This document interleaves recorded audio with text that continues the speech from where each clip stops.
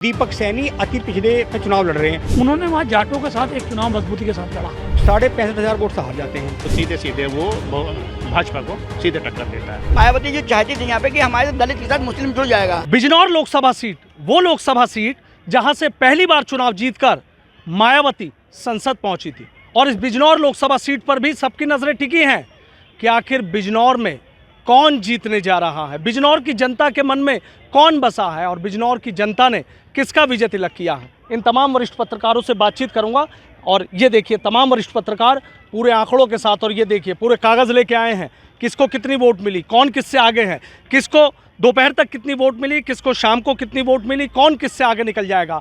2014 में बिजनौर लोकसभा में बीजेपी चुनाव जीती थी और 2019 की बात करें तो बसपा चुनाव जीती थी, वहाँ पर मल्लुक नागर सांसद थे। लेकिन इस बार कहानी बदली हुई नजर आई। यहाँ आरएलडी और बीजेपी का गठबंधन है और मीरापुर विधानसभा से जो विधायक है चंदन चौहान, उनको जयंत चौधरी ने बड़े भरोसे के साथ मैदान में उतारा।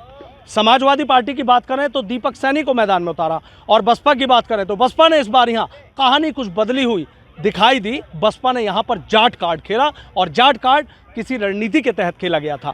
क्या वहाँ के आंकड़े हैं, क्या पत्रकारों का एग्जिट पोल कहता है, कौन किससे आगे निकल रहा है, एक एक करके इन लोगों से बातचीत करूंगा। शादाब रिजवी साहब, आप ही से पहले शुरुआत कर देता हूँ, बिजनौर के मन में क्या है? बिजनौर का मन जो है बड़ा उलट पुलट सा महसूस हो रहा है, क्योंकि अभी आपने अपनी बातों में सब बात कह दी है। क्योंकि वो सीट अपने आप में कभी वीआईपी रहा करती थी, अब तो उसका तो वो हिस्सा नगीना का कट के बन गया है एक, क्योंकि वहाँ मायावती सांसद रही, प्रदेश की मुख्यमंत्री बनी। उसके अलावा वहाँ मीरा कुमार जो लोकसभा की अध्यक्ष रही हैं वो भी वहाँ से सांसद रही। तो दोनों डिग्निटी जो है वहाँ सांसद रही। और इस बार का जो चुनाव है, इस बार का चुनाव और 2019 के चुनाव में थोड़ा फ़र्क है। क्योंकि अगर आप 2014 की बात करें तो बीजेपी से भारतेंदु जी जीते थे, 2019 में बहुजन समाज पार्टी से मल्लुक नागर जीते थे, लेकिन उसके जीत के आंकड़े थोड़े अलग थे। क्योंकि पिछली बार का जो समीकरण था वो बहुजन समाज पार्टी और समाजवादी पार्टी का साथ था, है ना, लोकदल उनके जो है एक अच्छा दोस्त था। तो वहाँ जाट, मुस्लिम, दलित एक अच्छा गठबंधन बन गया था समीकरण, और उससे साथ में गुर्जर क्योंकि प्रत्याशी थे मल्लुक नागर, तो एक अच्छा समीकरण बन गया था, वो जीत गए थे। और इस बार जो है समीकरण वहाँ चेंज है, लोकदल भाजपा के साथ चले गए। मायावती जी जो है वो अपने अलग चुनावी दम ठोका इस पूरे चुनाव में, जो अभी 7वें चरण के बाद तक मैं बात कर रहा हूँ। और समाजवादी पार्टी जो है वो कांग्रेस के साथ खड़ी हुई है, जो इंडिया गठबंधन है। तो इस बार के चुनाव में बिजनौर में सबसे बड़ी हालात जो मैं महसूस कर रहा हूँ कि वही जो चुनाव हर जगह जो है ना जातिगत आधार पर बढ़ता चला जा रहा है, चुनाव जातिगत आधार पर बढ़ता चला जा रहा है। इसकी एक वजह आप देखिए कि उसमें बिजनौर में सबसे ज़्यादा 4 लाख 4.5 लाख वोट मुस्लिम है और इतने ही वोट जो है वहाँ दलित है ना, करीब जो है 2.25 लाख जाट हैं। आप वहाँ देखें करीब 75,000 जो है गुर्जर हैं, इस तरह त्यागी हैं, चौहान हैं, सब चीज़ें हैं। लेकिन जो समीकरण इस वक्त जो बन रहा है वहाँ, जैसे वहाँ भाजपा और रालोद गठबंधन से चंदन चौहान को उतारा गया। चंदन चौहान कौन है? चंदन चौहान वही की एक विधानसभा मीरापुर से विधायक। तो वो एक तो उनका जो इस बार देखा गया, हम लोग में गए तो उनका एक खुद का नाराज़गी उनकी खुद की विधानसभा में थी। साथ में जो चौधरी था, जाट जिसे कहते हैं, विजेंद्र चौधरी, जिसे जाट अभी में उस प्रत्याशी पा ही नहीं रहा। जो जाट की बात कर रहे हैं वो लोकदल के नाम पे आप बात करें तो जाट माना जाता था कि लोकदल के साथ जाएगा। लेकिन क्योंकि बहुजन समाज पार्टी ने पहली बार उस सीट पे, जिससे खुद मायावती सांसद रही हूँ, वहाँ से जाट कार्ड खेल दिया। और जाट कार्ड वो खेल दिया जो पिछले 4 महीने से वेस्ट यूपी में अचानक सुर्खियों में आया था, लोकदल के नाम से, पुरानी लोकदल के नाम से, जो कभी चोई चरण सिंह की कहा जाती थी। वो अचानक जो है रात में सोए और सुबह को उठे तो बसपा ही हो गए, है ना, सब पार्टी छोड़ दी। उन्होंने वहाँ जाटों के साथ एक चुनाव मजबूती के साथ लड़ा, है ना। और उधर जो समाजवादी पार्टी ने पहली बार जो है वहाँ सैनी को उतारा। और सैनी वो है जो कभी भाजपा का कोर वोट बैंक माना जाता रहा है आज तक। जब भाजपा की 2 वोट होती थी इंडिया के अंदर, तब भी सैनी जो है वो भाजपा के साथ माना जाता था। तो सैनी कार्ड खेल दिया सपा ने, जाट कार्ड खेल दिया बसपा ने, और ये दोनों वोट बैंक थे आज के जो गठबंधन है एनडीए का। अब दोनों तो ये है उनसे कहीं ना कहीं अलग हो गए। मुसलमान का एक बड़ा हिस्सा जो है वो पहले से पूरे यूपी के अंदर जो है वो इंडिया गठबंधन के साथ खड़ा हुआ दिखाई दिया, और खड़ा था और खड़ा है, जो अभी तक आंकड़े दिखाई दे रहे हैं। इसके अलावा जो और चीज़ें थी वो उनके साथ जो छोटी मोटी जाति है वो चुनाव प्रभावित करती हैं मुद्दों के साथ तमाम, क्योंकि वेस्ट यूपी है। वेस्ट यूपी में सबसे ज़्यादा प्रभावित अगर कोई अग्निवीर से है तो वो जाट है। अगर कोई उससे परेशान है आवारा पशुओं से तो वो किसान है, अगर वो महंगाई से परेशान है तो आम आदमी है। जो आम मुद्दे थे इनसे भी कोई इफेक्ट जो होता है वो 1%, 2%, 2%, वो सब चीज़ें जो हैं कहीं ना कहीं गठबंधन को घेरने में ये इंडिया गठबंधन जो है वो ज़्यादा सक्सेस हुआ है। तो इसलिए वहाँ का विधायक होने के बावजूद चुनाव जो है वहाँ ठीक ठाक स्थिति में हो गया है। जो चुनाव में त्रिकोणीय शुरुआती दौर में लग रहा था वो आखिर के 2 दिन में जो मैंने महसूस किया, क्योंकि वो ये हुआ कि विजेंद्र सिंह जो बसपा से प्रत्याशी है वो कहीं ना कहीं पैसे के बल पर चुनाव लड़ रहे हैं और लोगों को जो है ठेकेदार उनसे पैसा ले रहे हैं और वोटों को बेच रहे हैं। तो एक आम वोटर के बाद उसमें जो मैंने महसूस किया बाद के 2 दिनों में ये ऐसा हुआ, तो इसलिए वो थोड़ा कहीं वो छिटका। और जो एक वहाँ 2 वर्ग हैं मुस्लिमों के, शिया और सुन्नी, शिया वर्ग एक ठीक ठाक स्थिति में वहाँ है, जो मुजफ्फरनगर के इर्द गिर्द है, कलावड़ा है, जानसठ है, तमाम चीज़ें, संबलेड़ा है, वो भी बाद में जाके जो है वो मुस्लिम था ना कि शिया सुन्नी था, और वो कहीं ना कहीं गठबंधन के साथ खड़ा था। तो इस स्थिति में भाजपा और इंडिया गठबंधन को जो है वहाँ मजबूती दिखाई पड़ सकती है एनडीए गठबंधन पे, और तीसरा कौन जो है वहाँ बसपा रहेगी। बसपा है। ज्ञान प्रकाश जी, आपके हिसाब से कौन? देखिए यहाँ पे बेसिकली जो है जो दीपक सैनी के आने से देखिए यहाँ पे पूरा खेल क्या हुआ कि एक मुस्लिम एक बहुत बड़ा जो वोट बैंक है वो एक इंडिया गठबंधन को मिल गया पूरी तरह से उनको। इससे क्या हो रहा है कि समीकरण बिगड़ते हैं पूरी तरह से, समय बिगड़े। लेकिन यहाँ पर जो विजेंद्र सिंह है, विजेंद्र सिंह की छवि बहुत खराब है। विजेंद्र सिंह की छवि इस कदर खराब है, आम आदमी को पता है कि वो किस टाइप का प्रत्याशी है, और बाद में वो अचानक उभरा और जैसे कहते नहीं एक दिन देखा अगले दिन जीतने के ख्वाब लेकर मैदान में आए, फिर धराशायी हो गए। तो विजेंद्र सिंह को लोगों ने सिर्फ पैसे के लिए यूज़ किया, और जब चुनाव आगे बढ़ा और आगे बढ़ता चला गया तो लोगों ने कहा यार ये तो वोट कटवा पार्टी है और इसके अलावा क्या है। तो जो विजेंद्र सिंह का वोट बैंक था वो जाता हुआ दिख रहा है एनडीए की तरफ।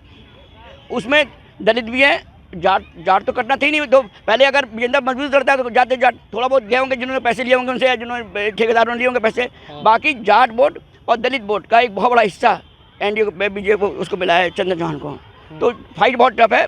और जिस तरह से वहाँ पे किससे है फिर फाइट? दीपक सैनी और इससे मैं क्या कहते हैं समाजवादी, बसपा को बाहर कर रहे हैं। बसपा मजबूत कैंडिडेट था, लेकिन कब? जब लोगों को पता चला कि विजेंद्र सिंह किस टाइप का कैंडिडेट है। तो ये वो आम पब्लिक के दिलों वाला नेता नहीं था, बसपा को था लेकिन आम पब्लिक के दिलों वाला नेता नहीं था। दिलों वाला नेता नहीं था। रवि शर्मा जी क्या कह रहे हैं, वहाँ किसको आपको लग रहा है कि आमने सामने की टक्कर नजर आ रही है? इससे पहले हम लोगों को ये देखना पड़ेगा कि जो पिछले 5 साल में मायावती की राजनीति रही, बहुजन समाजवादी पार्टी की जो राजनीति रही, वो ये रहा कि केवल वो ट्विटर पर ही सक्रिय रहे, और उन्होंने जो भी प्रत्याशी इन दिनों जो चुनाव मैदान में उतारे हैं वो विशेष रूप से भाजपा का गणित बिगाड़ने के लिए रहे।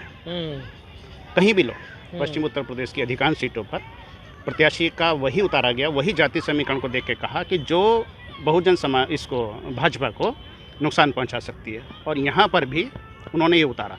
लेकिन जो पश्चिम उत्तर प्रदेश की बाकी सीटें हैं वहाँ पर जो विजेंद्र को उतारा है, चूँकि अब जो चुनाव है वो धन बल का रहेगा, और उसमें छवि और उस पर कोई बहुत ज़्यादा लोग जो मतदाता हैं वो बहुत ज़्यादा ध्यान नहीं देते, धन बल पर देते हैं। तो सीधे सीधे मुझे लगता है कि बिजनौर लोकसभा सीट एक ऐसी होगी जिसमें भाजपा को सीधी टक्कर बसपा दे रही है। बसपा से है। सर आपके हिसाब से क्या, आपके भी आंकड़े देख रहा हूँ, आप भी आंकड़े लेकर आए हैं? हाँ, मेरे पास तो जो सूचनाएं हैं उनके मुताबिक जो सीधा मुकाबला है वो चंदन चौहान और दीपक सैनी के बीच है।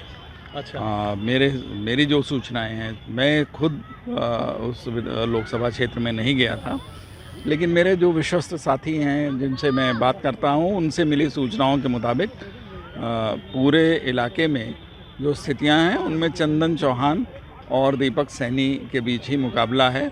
कुछ वोट मुस्लिमों के जो मुजफ्फरनगर ज़िले में पड़ते हैं लेकिन उस लोकसभा क्षेत्र में पड़ते हैं, वो ज़रूर विजेंद्र सिंह की तरफ, जो बसपा वाले हैं उनकी तरफ गए थे, तो उनसे स्थिति थोड़ा अस्पष्ट हुई है।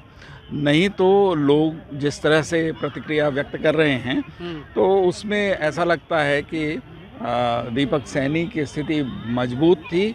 जो बाद में तीसरा प्रत्याशी, जो बसपा का प्रत्याशी, जो बाद में लास्ट फेज में जाके रिजेक्ट हुआ, उसकी वजह से चंदन चौहान की स्थिति शायद पहले से बेहतर है। मुकाबला बहुत कांटे का बता रहे हैं लोग, और एग्जैक्टली क्या रिज़ल्ट आता है ये तो 4 तारीख को ही पता चलेगा, लेकिन मुकाबला बहुत कांटे का बताया जा रहा है। अच्छा, मुकाबला राजेश शर्मा जी, कितना कांटे का मुकाबला है?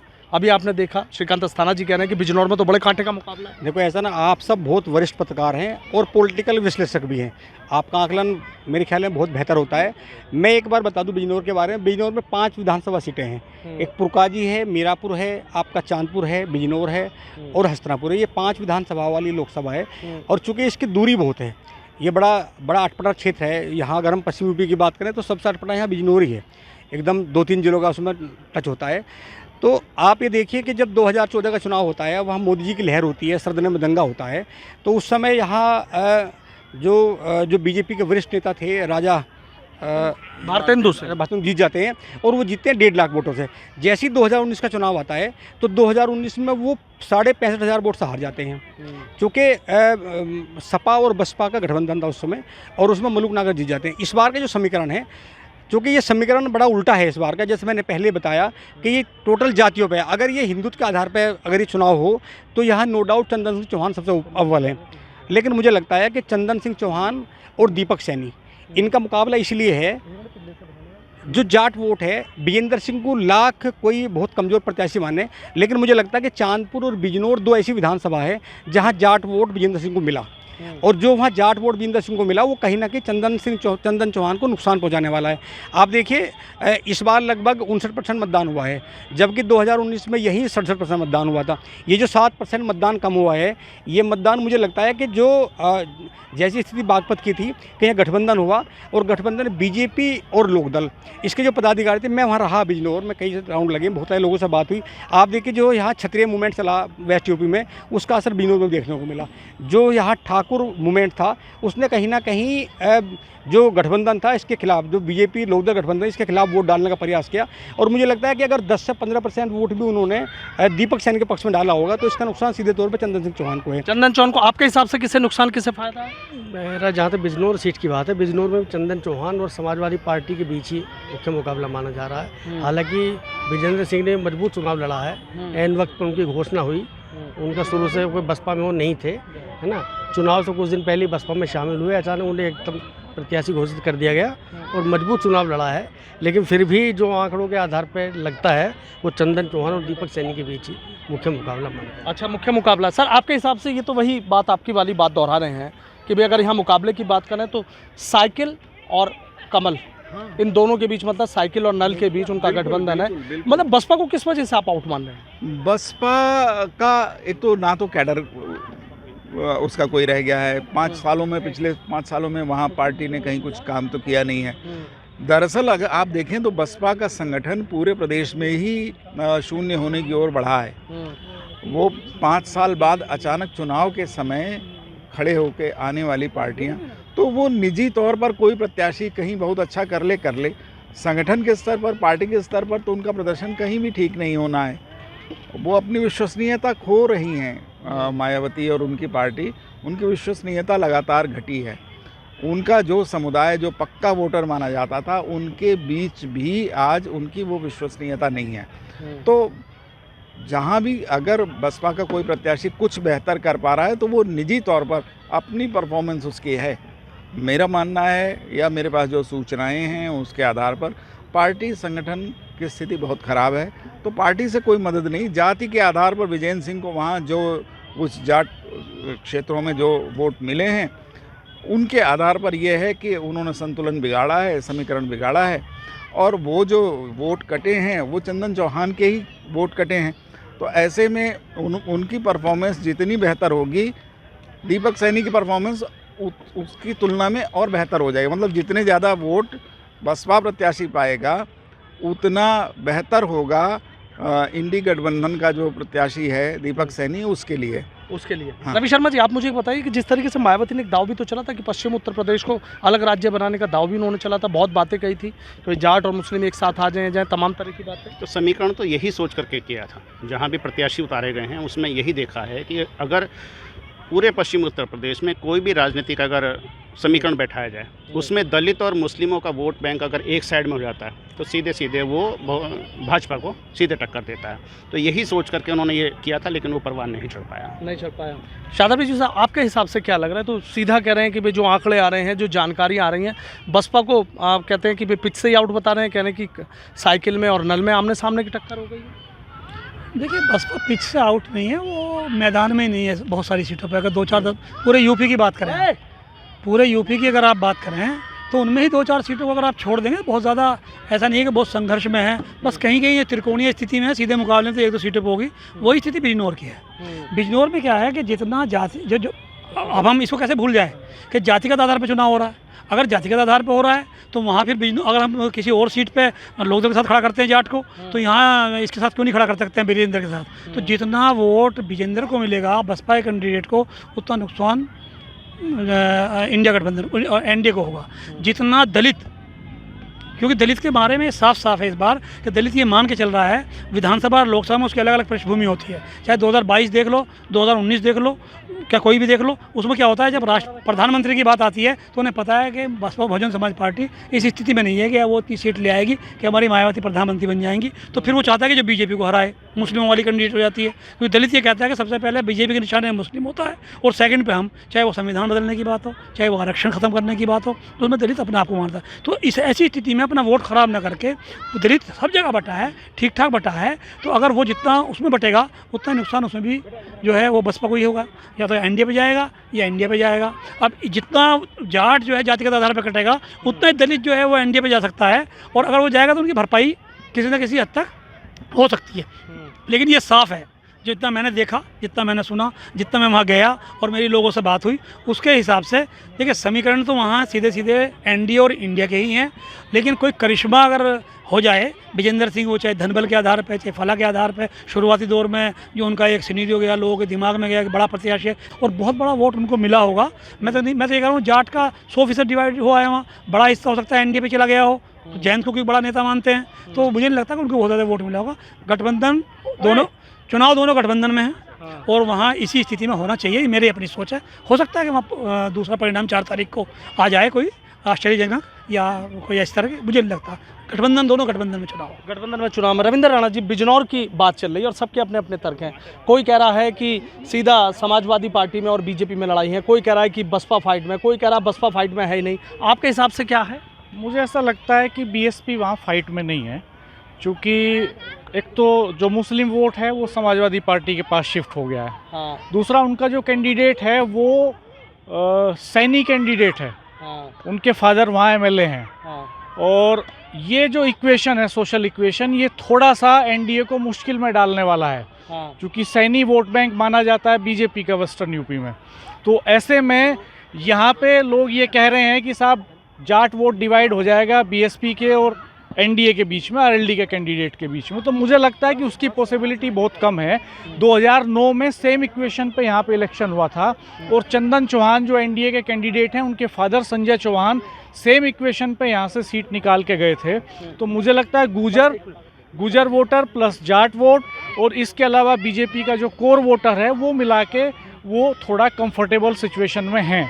फाइट समाजवादी पार्टी और एनडीए के बीच में। अच्छा, समाजवादी पार्टी और एनडीए के बीच है, आपको क्या लग रहा है? देखिए बेसिकली मैंने आपको पहले बताया कि मायावती का जो है संगठन था, मायावती जो चाहती थी यहाँ पे कि हमारे दलित के साथ मुस्लिम जुड़ जाएगा, वो इसी बिहार पे वो प्रत्याशी खड़े कर रही थी। लेकिन ऐसा हुआ नहीं, दलित के साथ मुस्लिम नहीं जुड़ा यहाँ पे, इसलिए मायावती आउट ऑफ मैदान है, उनका कोई मतलब नहीं यहाँ पे। जहाँ पे थोड़ा बहुत वोट काटने की संभावना है, जैसे काट सकती हैं, लेकिन यहाँ पे सीधा मुकाबला दीपक सैनी वर्सेस आपका चंदन चौहान, सॉरी हाँ चंदन चौहान के बीच में है। चंदन चौहान के बीच में सर बात तो वहीं घूम के आ रही है, कह रहे हैं कि चंदन चौहान और दीपक सैनी के बीच में ये नहीं बिल्कुल सही है, दोनों के ही बीच मुकाबला लग रहा है। क्या बात है, पश्चिम उत्तर प्रदेश में हर सीट पर समीकरण बदला जा रहा है? समीकरण जातीय आधार पर बदला जा रहा है ना, तो ये उसका सीधा असर पड़ रहा है। तो लग रहा है कि बिजनौर में आपको लग रहा है कि बसपा नहीं है फाइट में? नहीं, फाइट में वो कहीं भी नहीं होगी। मेन क्या चीज़ है कि कहीं भी नहीं होगी, लेकिन हाँ वो बहुजन इसको भाजपा को डेंट पहुँचाने के लिए काफ़ी काम करेगी। सर तो डेंट की बात कर रहे हैं, तो क्या सपा को फ़ायदा हो रहा है या सीधा बीजेपी को? इस डेंट का फ़ायदा सपा को हो रहा है, जो बहुजन समाज पार्टी के लग रहा है, क्योंकि अब बिजनौर में हम खड़े हैं, बिजनौर की बात कर रहे हैं। लेकिन अगर इसके हम परिप्रेक्ष्य में जाएंगे, जो पहले भी हम कभी कभी मीडिया में और तमाम साथियों में जब चर्चा होती है, वही कि वेस्ट यूपी की तमाम सीटों में बहुजन समाज पार्टी के कैंडिडेट वो थे जो भाजपा कोर वोट बैंक रहा है। चाहे वो मुजफ्फरनगर में प्रजापति हो, है ना, बागपत में वो गुजर हो, है ना, बागपत में गुजर हो, कैराना में चाहे ठाकुर हो, बिजनौर में जाट हो, है ना, वो तमाम जितनी कोई भी सीट ले लो आप, है ना, गाजियाबाद ब्राह्मण हो, किसी भी सीट को ले लो, तो सारी जगह जो है बहुजन समाज पार्टी के वो कैंडिडेट थे जो भाजपा कोर वोट बैंक रहे। वही स्थिति बिजनौर में है, क्योंकि जब वो वोट कटेगा, चाहे वो उनके जाति के आधार पर कटे, चाहे चुनावी जाति के आधार पर, हो रहा है 90% मुद्दों पर तो 100% मुद्दे प्लस में हैं, क्योंकि मुद्दे इतने ज़्यादा हावी हो गए तो वो प्लस में आ गए और साथ में जाति हो गई। तो जाति हो गई सर, तो एक बात कह रहे हैं कि भाई मुद्दों की बात कर लें कि जातीय चुनाव है, तो जातीय चुनाव बिजनौर का क्या कहना चाह रहा है फिर, मतलब तस्वीर क्या तरीके से साफ करें, पूरा आंकड़ा लेकर आए हैं आप? जी। देखिए सर, ऐसा है, जब चुनाव से पहले जब गठबंधन होता है लोकदल और भाजपा का, तो पुरकाजी के विधायक होते हैं अनिल कुमार, वो सुरक्षित सीट है, लोकदल के विधायक होते हैं वो, और वो मंत्री बन जाते हैं। मंत्री बनने के बाद में जो पुरकाजी जो सुरक्षित सीट है, वहाँ दलितों को उन पर अच्छा वर्चस्व भी है अनिल कुमार पे। तो मेरा मानना ये है कि जो विजेंद्र सिंह बसपा से आए, देखो वहाँ ये माना जाता है, आंकड़े की अगर बात करूँ तो बिजनौर में 6 लाख के आसपास तो मुस्लिम हैं, लगभग 3.25 लाख के आसपास दलित हैं, तो जो टोटल वोट है 18 लाख के आसपास, उस आधे में दलित मुस्लिम है ना, ये वाला है। और आप देखिए, अगर ये दलित मुस्लिम जिस तरफ चला गया, वो सबसे आगे सबसे भारी पड़ेगा, क्योंकि दोनों का वोट परसेंटेज अन्य के मुकाबले भारी होता है। पर मुझे लग रहा है कि देखो, चंदन चौहान जो चुनाव लड़े हैं, चंदन चौहान के सामने हालांकि विजेंद्र सिंह जो वोट पाएंगे, अब देखना ये होगा कि विजेंद्र सिंह अगर 1 लाख तक रुक जाते हैं तो फिर चुनाव होगा, फिर चुनाव है दीपक सैनी और चंदन चौहान के बीच में। और चंदन चौहान का इसलिए कि चंदन चौहान अगर मंत्री बनने के बाद दलित वोट पा लेते हैं तो वो दलित वोट उनके लिए प्लस होगा, अगर वो बसपा से कट जाता है। अब मुझे लग रहा है कि यहाँ दीपक सैनी अगर अति पिछड़े पे, हम लोग गए वहाँ तो कई बार हमने सुना कि दीपक सैनी अति पिछड़े पे चुनाव लड़ रहे हैं। अगर अति पिछड़ों की बात करें तो सैनी अति पिछड़े हैं, वहाँ कश्यप बड़ी संख्या में है, वहाँ प्रजापति बड़ी संख्या में है, वहाँ उपाध्याय बड़ी संख्या में। अगर अति पिछड़ों पर दीपक सैनी चुनाव लड़े तो जिस तरह वहाँ लगभग 6,05,000 के आसपास मुस्लिम वोट है, और मुस्लिम वोट एक तरफा पड़ा है। ये अलग बात है कि 2, 4, 5,000 वोट जा सकती हैं कहीं। अगर वो अति पिछड़े पे चुनाव हुआ तो इसका नुकसान फिर चंदन चौहान को होगा। चंदन चौहान को हो रहा है क्या नुकसान? देखिए, अति पिछड़े में आप सैनी के वोट मान सकते हैं क्या? भाई सैनी अपने वोट पे दावा कर सकते हैं, सैनी दूसरे भी राज्य कैसे करेंगे? ओबीसी में तो बाकी चीज़ भाजपा के वोट बैंक है भाई, कश्यप हैं, प्रजापति हैं, सारे हैं, खाते वाल्मीकि हैं, जो खेड़ वाल्मीकि हैं। अगर बहन जी का वोट हटा जाटो हटा दिया जाए, बाकी तो ऐसी तो भाजपा के साथ हमेशा रहे हैं। तो अभी कहना गलत है कि ओबीसी के नाम पर लड़ रहे हैं तो सारे ओबीसी उनके पास चले जाएंगे, भाजपा के पास में कुछ नहीं बचेगा, ये कल्पना है सिर्फ। लेकिन चुनाव दीपक सैनी वर्सेस चंदन चौहान है यहाँ पे। आपके हिसाब से सर सुन ली सबकी बातें आप? देखिए, सैनी वोट तो काटेंगे दीपक सैनी। अगर हम ये क्लेम कर सकते हैं कि गुजर वोट चंदन चौहान गुजर होने की वजह से ले जाएंगे और जाट वोट जैन चौधरी की वजह से ले जाएंगे, तो सेम फैक्टर वहाँ पे है। उनकी जाति का कैंडिडेट इलेक्शन में है, तो जाहिर सी बात है कि उसका झुकाव होगा, एक नेचुरल सी बात है। और बहुत कंट्राडिक्शन समाजवादी पार्टी के साथ सैनियों का है भी नहीं कोई पुराना। सैनी विधायक है उनकी पार्टी से, विधायक के बेटे को उन्होंने टिकट दिया, तो ये फैक्टर काम करेगा डेफिनेटली। लेकिन मुझे लगता है कि ओवरऑल जो चिंता की बात है समाजवादी पार्टी के लिए, वो ये है कि वो मुस्लिम वोट तो विदाउट डेंट ले रहे हैं, लेकिन जो दलित है, दलितों में मुझे नहीं लगता कि वो उतना सेंध लगा पाए हैं। जो संविधान बचाने वाला जो फैक्टर है, आरक्षण वाला जो फैक्टर है, ये तीसरे चरण के बाद प्रभावी हुआ है। तीसरे चरण में ये इसकी सुगबगाहट आई थी, इसका अंडरकरण शुरू हुआ था, और चौथे चरण तक जाते जाते बड़ा मुद्दा बन गया।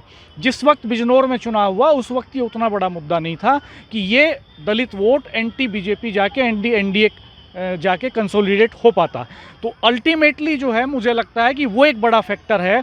और दलित वहाँ पे चंदन चौहान के साथ भी कंफर्टेबल हैं। जैसा राजेश जी कह रहे थे कि जैन चौधरी ने मंत्री बनाया था इसी वजह से दलित को पुरकाजी विधानसभा सीट से, कि वो आने वाली विधानसभा के बजाय लोकसभा सीट को देख रहे थे, लोकसभा चुनावों को देख रहे थे। चंदन चौहान भी एमएलए हैं, एक विधानसभा उनकी वहाँ पे आ जाती है उस लोग मीरापुर सीट में, मीरापुर से। उनके फादर एमपी रह चुके हैं वहाँ से, सेम इक्वेशन पे। और उधर से एक आदमी को मंत्री बनाया दलितों का वोट शिफ्ट करने के लिए उन्होंने। तो अगर जितना सैनियों का वोट काटते हैं दीपक, सपा का कैंडिडेट जितना सैनियों का वोट काटता है, अगर उतना वोट दलितों का उधर से शिफ्ट हो जाता है, तो मुझे लगता है चंदन चौहान कंफर्टेबल सिचुएशन। आखिरी सवाल, बीएसपी ना अपना बेस वोट बैंक कंसोलिडेट कर पाई है वहाँ पे, ना वो जाट वोट ले पाए हैं, ना वो मुस्लिम वोट ले पाए हैं। मुस्लिम शिफ्ट हो गया सपा के दीपक सैनी के पास, जाट चला गया चंदन चौहान के पास, और दलित जो है एक हिस्सा गया है बीएसपी के कैंडिडेट के पास, जो 50 साल से ऊपर के लोग हैं, जो उम्रदराज लोग हैं, उनको लगता है बीबी की बहन जी प्रधानमंत्री बन सकती हैं, बहन जी का कैंडिडेट जीत सकता है, तो वो वहाँ पर चले गए। और जो यूथ है वो डिवाइड हो गया, उसका एक बड़ा हिस्सा आरएलडी के चंदन चौहान को चला गया। तो आखिरी सवाल मेरा आपसे ये है कि जो जैन चौधरी ने प्रयोग किया कितना सफल हो रहा है? पहले नंबर पर कौन है? बिजनौर में, हाँ। बिजनौर में मुझे लगता है अपर हैंड है चंदन चौहान, और जैन चौधरी का जो ये की जो प्रैक्टिस है ये निश्चित तौर पे मुझे लगता है कि उनके लिए तो फेवरेबल है ही। उनके पास कुछ था नहीं खोने को, वो जीरो पे थे, तो उन्हें तो गेन ही करना है। ये इशू तो तब होता है कि जब वो 10 सीट 5 सीट, आप ट्रेंड देखिए, 2014 में उनके पास कोई लोकसभा में एमपी नहीं है, 19 में उनके पास कोई एमपी नहीं है। और सियासत में ये कहा भी जाता है कि 5 साल की सत्ता 100 साल के संगठन पे भारी होती है। 5 साल आप सत्ता में रहे और 100 साल आप संगठन चलाया आपने, तो ताकत बराबर नहीं होती तब भी। तो उनको तो सत्ता हासिल करनी है, उनको 2 भी आ जाते हैं तो कंफर्टेबल हैं। एक राज्यसभा उनके पास है, यूपी में एक मंत्री उनको मिल गया, तो वो तो फायदे में है। फायदे में। पहले नंबर पे कौन है बिजनौर में? मैं चंदन चौहान। पहले नंबर पे कौन है? देखो, मुकाबला चंदन चौहान और दीपक सैनी के बीच में है और कड़ा मुकाबला है। हम ये भी नहीं कह सकते, क्योंकि चंदन चौहान जो बीजेपी का कैडर वोट है ना, यहाँ कोई ऐसी कंट्रोवर्सी नहीं थी। और चंदन चौहान को लेकर बहुत ज़्यादा ऐसा भी नहीं होता कि भाई चंदन चौहान को लेकर कोई नाराज़गी हो। देखो, बीजेपी के पास वहाँ ब्राह्मण वोटर भी है, ठाकुर वोटर भी है, वैश्य वोटर भी है, और भी इसके अलावा वोटर है। चंदन चौहान खुद विधायक हैं मीरापुर से, हस्तिनापुर भी गुजर बाहुल है, हस्तिनापुर मीरापुर दोनों गुजर बाहुल हैं। और जाट वोट अब देखना ये है कि विजेंदर कितने वोट लेगा। मुझे अभी लग रहा है कि चंदन चौहान वहाँ भारी हैं अभी। चंदन चौहान। सर, आपके हिसाब से? हाँ, चंदन चौहान ही थोड़ा एज है उनके पास। ठीक है, आपके हिसाब से? हाँ, देखो, एक तरफ बीजेपी तो है ही है और उस हिसाब से चंदन चौहान थोड़ा बेटर है, लेकिन आप कुछ भी कह सकते हैं, चुनाव परिणाम से बारे में कुछ नहीं सकते, लेकिन उसकी पॉसिबिलिटी ज़्यादा बनती दिखती है। आपके हिसाब से? चंदन चौहान। आपके हिसाब से? चंदन चौहान और दीपक सैनी के बीच मजबूत मुकाबला है। इन दोनों में से अगर एक की बात करें तो चंदन चौहान को मजबूत कहा जा सकता है। ठीक है, बहुत बहुत शुक्रिया। तो देखिए, तमाम वरिष्ठ पत्रकारों से हमने बात की, उन्होंने अपना एग्जिट पोल बता दिया है, पूरे आंकड़ों के साथ आए थे। कितनी वोटें दलित वोटें हैं वहाँ, कितनी और वोटें हैं, कितनी मुस्लिम वोटें हैं, पूरा आंकड़ा इन लोगों ने अपने सामने रखा है। और सीधा इन लोगों का ज़्यादातर का जो एग्जिट पोल है वो चंदन चौहान के पक्ष में नज़र आ रहा है। लेकिन कहते हैं ना कि चुनाव में कुछ भी हो सकता है। इनके एग्जिट पोल में चंदन चौहान नंबर 1 है, उन्हें जीत की तरफ अग्रसर बता रहे हैं, लेकिन दीपक सैनी भी पीछे पीछे आ रहे हैं और बसपा के चौधरी विजेंद्र सिंह भी। अब 4 जून को ये तस्वीर साफ हो जाएगी कि आखिर कौन बिजनौर में चुनाव जीत रहा है।